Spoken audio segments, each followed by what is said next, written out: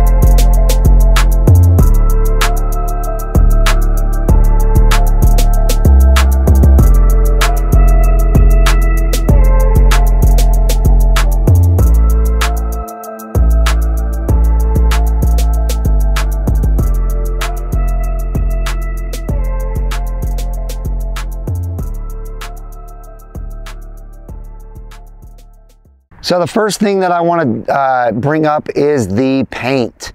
This paint is one of my favorite colors that GM has ever produced on any of their cars in the history of the Corvette. It is called Ceramic Matrix Gray.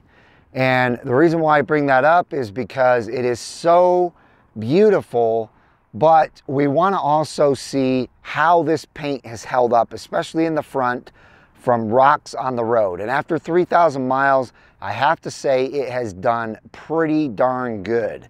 So I'm going to take you up front here and show you up close that there are no chips, especially on the right side. Now there are a couple over here that Trevor ended up having to fix when I took it in to the detail lab. So you've got this one and you've got this one. And both of those were filled in, but other than that, that is all that he had to fix on the front of my car. And it's been quite a few miles since then, and I still don't have any other chips. So it's done well. My initial plan was to have this all PPF'd, but it's a long story. Things fell through for me to get it done early on. And so I just said, let's get everything else done to the car. If I decide to do it later on, fine, but I wanted to get all of this stuff done to it so that it looked the way that it looks now. Next up are the radiators. So as you can see here, the radiators do have some, pop marks in it from rocks. And I actually do have radiator grill guards that I need to put on here. I just haven't had time. I've been super busy. So I really should do it because these are definitely getting beaten up. But at the same time, they don't look horrible for 3,000 miles. So it's done pretty well. But again, I probably should go ahead and just put the grill guards on, make time for that, and protect them. Next up is the engine oil life. After 3,000 miles, I still have 55% oil life. My transmission fluid is at 93% and the transmission filter is at 59%. And there's the miles right there, 3,169 miles. So I would say that I'm doing pretty darn good as far as that goes. I have thought about making an appointment with Classic Chevrolet to go ahead and get the oil change soon. Even though I know it's supposed to be 7,500 miles, it probably would not hurt to go ahead and get that changed.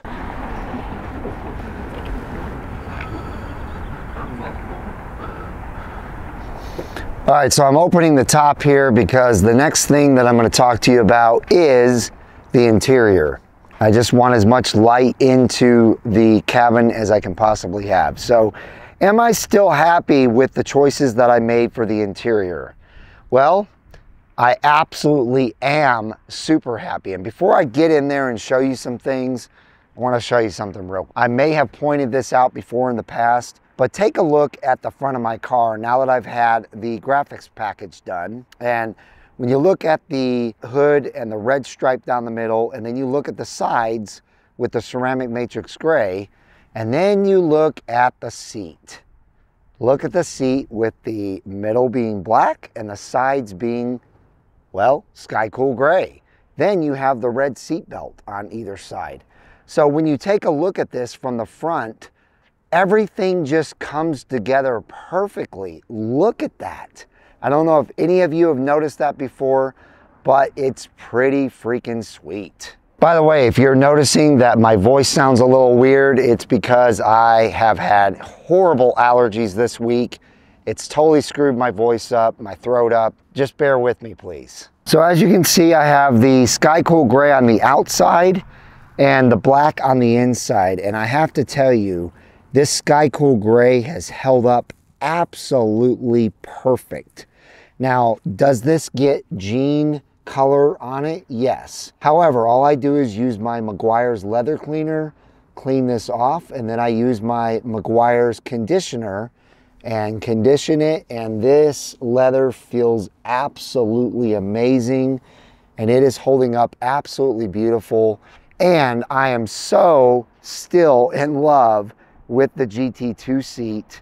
Also, the beautiful Alcantara that is on the A pillars and the B pillars back here and all the way across.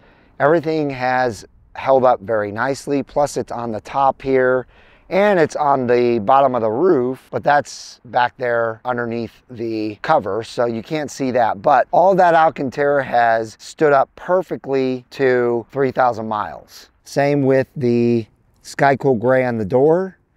Very, very clean. And all of this is very simple to clean. Ladies and gentlemen, I am on thebrinkofspeed.com and showing you our enormous giveaway where you can transfer your C7 or C8 with Forged Light wheels, R1 Concept brake kit, ACS Composite side rockers for a C8, and ACS Composite rear diffuser fins for a C7. You can purchase a support package and get 500 entries, purchase a G.I. Joe shirt, get 100 entries, or purchase key tags for 10 entries each or 50 if you purchase both. The link to this will be in the pinned comment and the description below. And not only are these sky cool gray seats absolutely beautiful, but they are absolutely super comfortable. I have to say that I have never ever gotten tired of driving this car because of the seats. Now, another thing that I'm sure you're probably going to want to know is, am I still okay with the convertible? Because I was so used to being able to get in the back, see my engine, and absolutely love the look of my engine cover and everything back there. However, besides the fact that I hardly ever use the convertible top, I absolutely love the way the rear end now looks as a convertible. It is so much more exotic in my opinion. So yes, I am loving the fact that I went with a convertible. I'm not kicking myself for spending an extra $7,500. I feel like it was one of the best decisions that I ever made with that car. So you guys are probably gonna think I'm crazy, but the next thing I want to talk about is that right there, the black tip exhaust on this car. Now, if you don't have Z51, which this car does not, you have to go with the MPP exhaust to be able to get those tips. The MPP exhaust is $1,200. Those tips are $395. So basically $1,600 for that exhaust. Now, you're gonna, like I said, you're gonna think I'm crazy for saying this, but because I have this exhaust, it's making me not want, even if it were free, an aftermarket exhaust. And the reason why is because it is a louder exhaust than the normal silver or, you know, polished tips that come on the Z51 Stingray or the MPP exhaust. Not only is it louder, but it's so much better looking. Look at how that just blends in perfect with the lines down there. You know, the lines go from left to right on this side, and everything on this side goes left to right. And then same with the other side.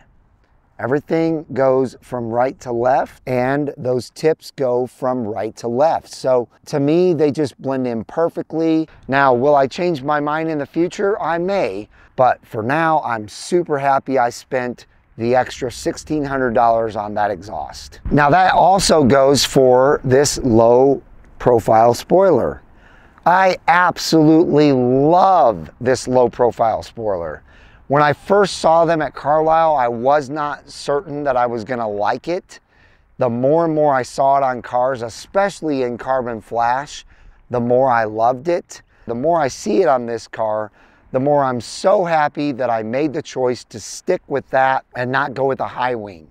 Now I know this has nothing to do with this car being stock or how it came from the factory, but I just wanted to go over a few items that I had added to the car and let you know how it's affected the car. So if you saw my lowering video, you would know that I lowered this car almost 2 inches. It's about 1.75 inches, and it's perfectly level now. So the lowering package from Paragon, those springs are 30% stiffer than the regular springs on a non-Z51 car.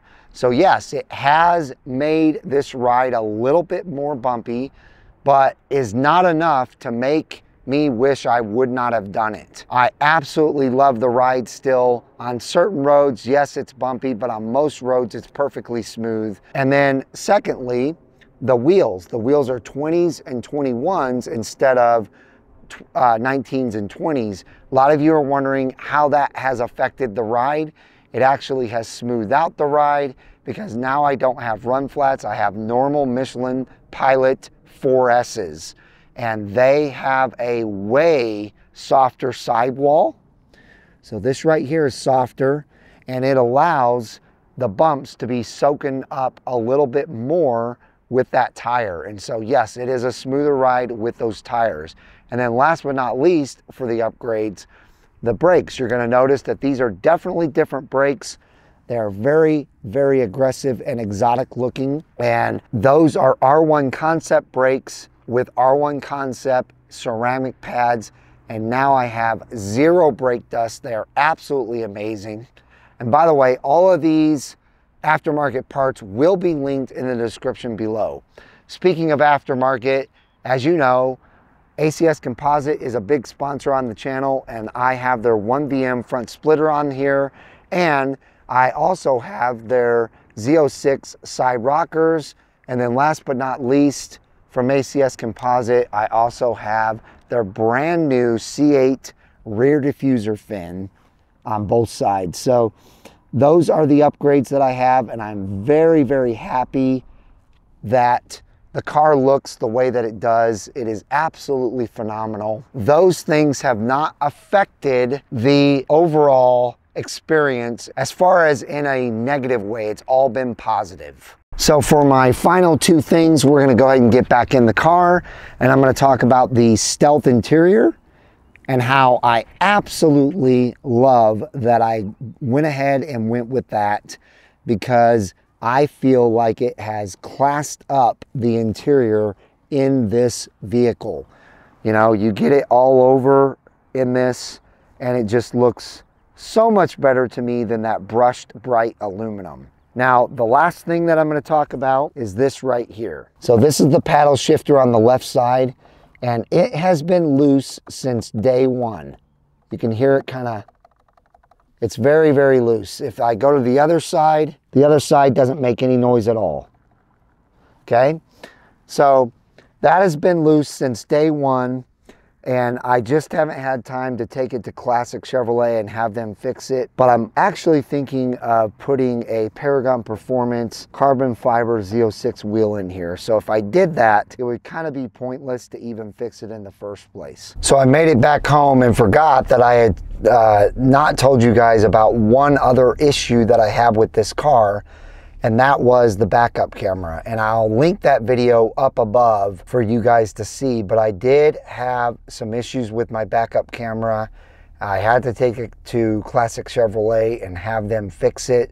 And it was a very easy fix. It was just resetting the entire system with a global reset, and it completely fixed the issue. But ladies and gentlemen, that's really gonna do it for this video. I hope you enjoyed it. I hope this gave you all the information that you were wanting to know about how a 2023 C8 Corvette is after about 3,000 miles. This one has 3,100 on it, but very, very close to 3,000. So if you enjoyed it, give it a big thumbs up. I hope each and every one of you have a wonderful rest of your day, and we'll see you guys out on the road.